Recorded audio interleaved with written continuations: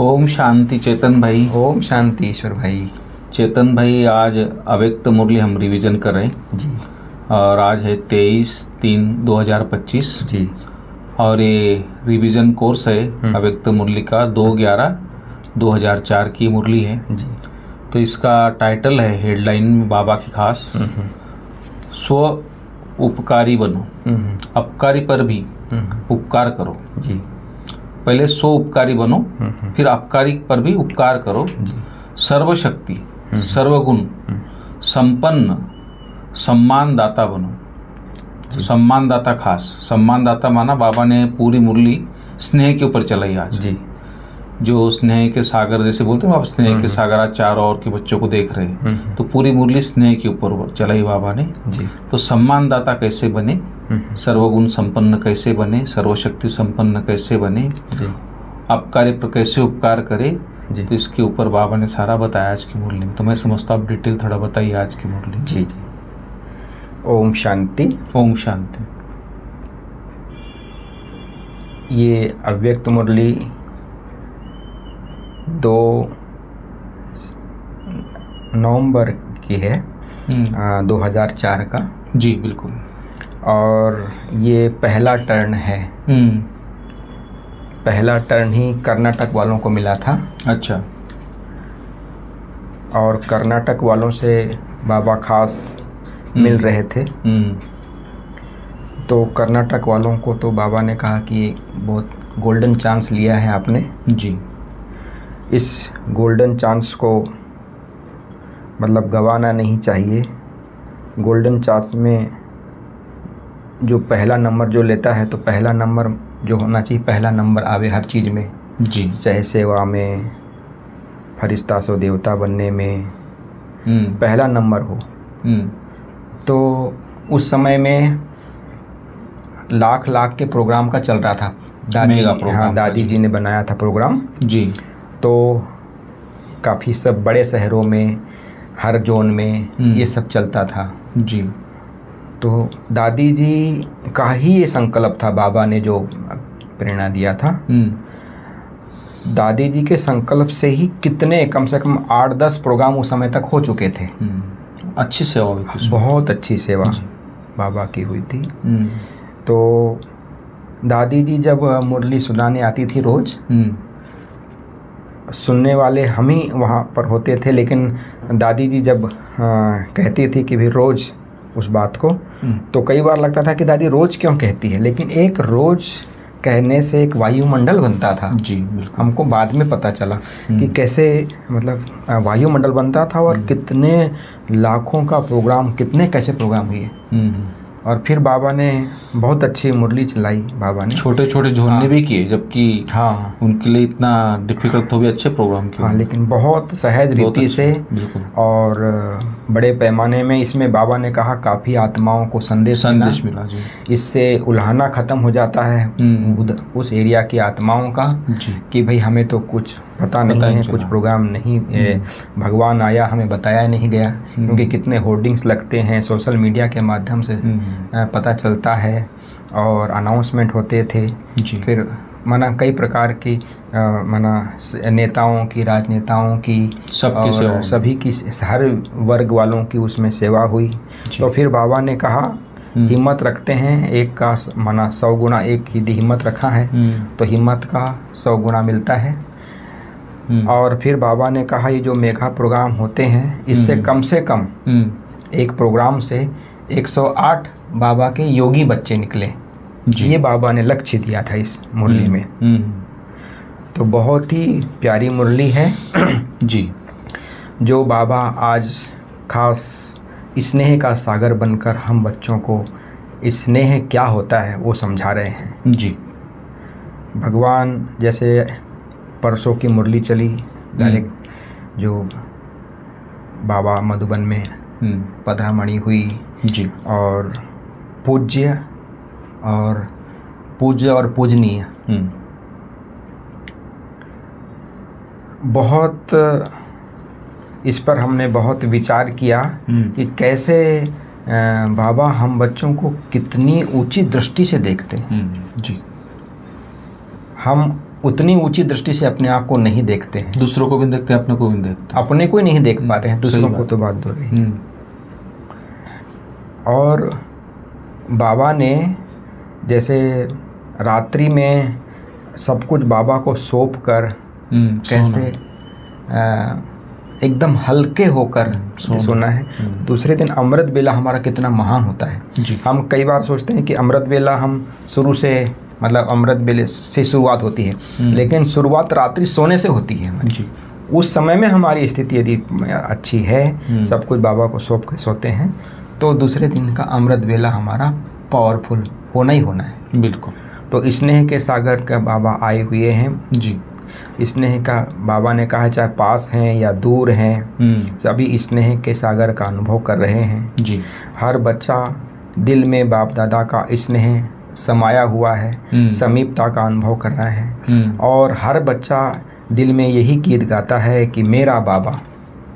और इसी स्नेह के गीत से जो स्नेह के गीत से जो देह और देह का संबंध से जो न्यारा ऑटोमेटिक हो जाता है जी। माया जीत बन जाते हैं। इसलिए बाप दादा पूछते हैं जी, अपने में सर्व शक्तियाँ अनुभव करते हैं। स्नेह तो है ही है, स्नेह की इतनी विशेषता बाबा ने बताई। स्नेह के साथ साथ क्या अपने आप में सर्व शक्तियाँ भी अनुभव करते हैं जी। क्योंकि हम बच्चों को बाबा ने सर्वशक्तिमान मास्टर सर्वशक्तिमान बनाया है। केवल कहने के लिए नहीं, टाइटल के लिए नहीं है, लेकिन सर्व शक्तियाँ हमें वर्षे में दे दी है। जन्मते ही जैसे हम ब्राह्मण हमारा जन्म होता है, जन्मते ही सर्व शक्तियाँ, सर्व गुण, सर्व खजाने, सर्व प्राप्तियाँ हमको वर्षे में बाबा दे देते हैं जी। केवल उनको स्मृति में लाना है, केवल अधिकार रखना है उस पर। बाबा ने कहा सर्व शक्तियाँ हैं, तो क्या समय पर हम उनको यूज करते हैं या कभी कभी करते हैं? यदि जिस समय जिस शक्ति की आवश्यकता है तो वो शक्ति हाजिर होती है। तो पहले शक्तियों को अपना बनाना है। जब कोई अपनी चीज़ होती है तो उसको हम समय पर यूज कर सकते हैं। यदि हमारा अपना नहीं है वो, तो दूसरे से लेना पड़े तो कैसे यूज करेंगे समय पर? माना अधिकार होना चाहिए, अधिकार होना चाहिए जी। अधिकार तब होगा जब अपना होगा जी। बिल्कुल। जैसे बाबा मेरा है, अपने पे अधिकार होता है। हाँ, जैसे बाबा मेरा है तो मैं अधिकार से हम कहते हैं। तो ऐसे हमारे में जो बाबा ने दिव्य गुण दिए हैं, शक्तियाँ दी हैं, तो और वो भी समय पर हमें समाने की शक्ति की आवश्यकता है और उस समय में सामना करने की शक्ति आ जाए तो उस समय का महत्व नहीं रहेगा, वो तो काम गड़बड़ हो जाएगा जी। इसलिए बाबा कहते हैं जिस समय में जिस शक्ति या गुण की आवश्यकता है वही शक्ति समय पर आवे, तब कहा जाएगा मास्टर सर्वशक्तिवान जी। बिल्कुल। तब हम माया जीत कर्मातीत बनेंगे। तो बाबा ने कहा जैसे समाने की शक्ति का बाबा ने आज उदाहरण दिया कि भाई चलो हम 10 बार सहन कर लिया, समा लिया, है ना, 11वीं बात फिर भी नहीं करा, लेकिन बाबा कहते हैं आपको माना शक्ति मिली है इसके लिए, कितने बार भी हो वो नहीं सोचना है। बाबा ने फिर अपना उदाहरण भी दिया है कि ब्रह्मा बाबा कितना हम बच्चों को जबकि स्वयं आदि देव थे, इतना बड़ा अथॉरिटी होती है भी हम बच्चों को कैसे सम्मान दिया, किस दृष्टि से हम बच्चों को देखा जी। तो जैसे बाबा कहते हैं कि सर्वशक्तियाँ अधिकारी हैं सदा, यदि हम नंबर 1 बनना है, नंबर वार इसमें नहीं बनना है, और सदा और सहज और नेचुरल यदि ये शक्तियों को यूज करना है तो उसके लिए बाबा ने कहा जैसे बाप हजूर हाजिर होते हैं ऐसे ही ये शक्तियाँ हमारे में हजूर, जैसे हम यदि कहें आह्वान करें तब हाजिर हो जाए, उसके लिए बाबा ने कहा है जैसे बाबा की जो श्रीमत है, हजूर की जो श्रीमत है, हर श्रीमत पर यदि हम जी हाजिर करते हैं, वो भी हर श्रीमत पर समय पर, तो सर्व शक्तियाँ भी हमारी जी हाजिर करती। बिल्कुल। ये बाबा ने बहुत अच्छा माना उदाहरण। यदि हमारे पास यदि हम श्रीमत पे नहीं चलते हैं तो ये समझ लीजिए कि हमारे पास जो समय पर जो शक्तियां हैं वो कार्य नहीं करती जी। तो बाबा अमृत बेले से लेकर रात तक की श्रीमत मिली हुई है, संकल्पों से लेके कर्मों तक श्रीमत मिली हुई है कि कैसे संकल्प करना है, कैसे दृष्टि से देखना है, कैसे बोलना है, कैसे कर्म करना है, हर बात की श्रीमत, कैसे संबंध में आना है जी, हर बात की श्रीमत मिली है। तो श्रीमत पर हम चलते हैं, हजूर हाजिर करते रहते हैं। तो बाबा कहते हैं शक्तियाँ ऐसा हो नहीं सकता कि कहना ना माने, लेकिन बाबा तो कहते हैं हर बच्चे को बाबा बाप समान देखना चाहते हैं जी, और हमारा लक्ष्य भी होता है कि हम बाप समान बनना है। यदि बाप समान बनना है तो जो बाबा की जो कर्मातीत स्थिति है, बाबा की जो सर्वशक्तिवान स्थिति है जी, जो सर्वगुण संपन्न है, शक्तियों के दाता हैं, तो यदि वो स्थिति हमारे में नहीं है तो समझ लीजिए कि हमारे लक्ष्य और लक्षण में समानता नहीं है। तो बाबा ने कहा कोई भी हम किसी पर भी ब्लेम गेम कर देते हैं कि भाई इस कारण से हो गया, ये परिस्थिति के कारण से हो गया, या फलाने व्यक्ति के कारण ऐसा हो गया है। लेकिन बाबा ने आज बहुत अच्छी बात बताई है कि यदि हमारे पे कोई भी परिस्थिति आती है, उसका प्रभाव या उस स्थिति का प्रभाव या माया का प्रभाव हमारे पर ना पड़े, उसके लिए बाबा ने कहा स्व स्थिति, यदि हमारी स्व स्थिति कर्मातीत वाली है, स्व स्थिति बाप समान है, यदि स्व स्थिति पावरफुल है ना, शक्तियों से संपन्न है, तो हम विजयी होना ही होना है। और बाबा ने कहा विजयी बनने का साधन भी बाबा ने बताया है, सदा सम्मान में रहना है और सबको सम्मान देना है। इसका दोनों का बैलेंस जी, ये बहुत बड़ी माना विचारणीय बात है। जैसे बैलेंस होता है ना, सम्मान में भी रहना है, अभिमान नहीं, सम्मान में रहना है और सबको सम्मान देना है। जैसे ब्रह्मा बाबा ने सम्मान दिया सबको, हर एक आत्मा को सम्मान दिया, बच्चों को अपने से भी आगे बढ़ाया, तब वो स्वतः माननीय बन गए। ऐसा नहीं कि मैं फलाना हूँ, है ना, ऐसा नहीं, बाबा ने अपने से भी आगे बढ़ाया तब मान। तो ऐसे ही बाबा कहते हैं बाप समान बनना है तो सबको सम्मान देना ही है। सम्मान देना मतलब दूसरों के दिल में स्नेह का बीज बोना है, और यदि सम्मान देना ही सम्मान लेना है। कई कहते हैं ना हम क्यों, उसने तो पूछा तक नहीं, हमें तो बात भी नहीं करता है, या हमें ओम शांति भी नहीं करता है, या फलाना ऐसे ही चले गया। नहीं, मुझे देना है, मैं दाता का बच्चा हूँ, मुझे हम देंगे। यदि दिल से देते हैं तो दिल से रिटर्न मिलता है। सही, बिल्कुल। आज बाबा की मुरली बहुत प्रैक्टिकल जीवन में जीने वाली मुरली जी, कि कोई कैसी भी आत्मा हो, जैसे बाबा ने भी परसों मुरली में जो आई थी ना, शांतिवन में जो चली, तो बाबा ने कहा कोई जब अपने संबंध जो भी संपन्न संपर्क में आते हैं, हर आत्मा को उसके आदि अनादि स्वरूप के से संस्कार के स्वरूप से देखना है, वर्तमान स्वरूप से नहीं देखना है जी, बिल्कुल। तब हमारा संस्कार मिलन और अंदर से स्नेह रहेगा जी, तब संगठन एक बना रहेगा। कितनी बड़ी बात है जी, बिल्कुल। हम तो फलाना ऐसा है ना, इस प्रकार से देख लेते हैं, लेकिन नहीं, बाबा की इतनी ऊंची नज़र है तो हमें भी सबको ऊंची नज़र से देखना है, बिल्कुल। तो ऑटोमेटिक वो ऊंचा बन जाएगा और हमारी स्थिति भी सहज सम्मान वाली और सम्मान वाली बन जाएगी।